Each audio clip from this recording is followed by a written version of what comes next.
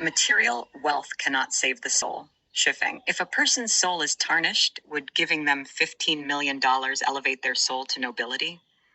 In 2002, a 19-year-old young man from the UK won a lottery of £10 million, equivalent to 83 million RMB. Before winning the lottery, he was a garbage collector. 8 years after winning, he returned to his job as a garbage collector because he had spent all £10 million on drugs, gambling, and prostitutes.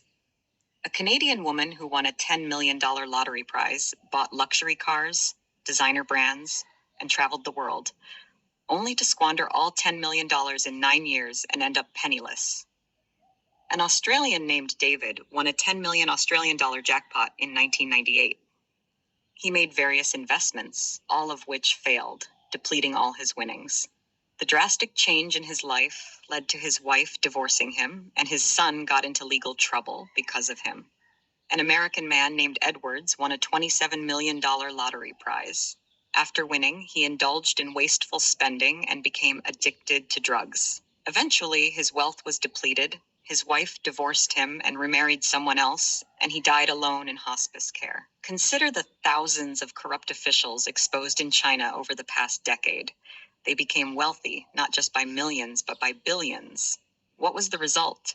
They not only engaged in corruption and bending the law, but also oppressed the people. The facts prove that material wealth cannot save the soul. It is a misconception to believe that becoming wealthy elevates a person to nobility, turning them into a sage or a wise person.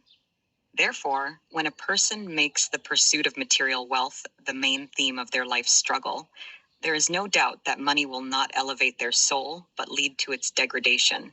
Money is just a form of energy that can only make cabbages grow bigger, but it cannot turn a cabbage into a peony. When you see a very wealthy person, do not assume their soul is noble. What you see is merely a bloated cabbage. The conclusion is that material wealth can make a base soul baser and a noble soul nobler, but material wealth itself cannot save a person's soul. What saves a person's soul is the wealth of the heart and spirit. Therefore, the focus of one's life should be on the pursuit of heart and spiritual wealth.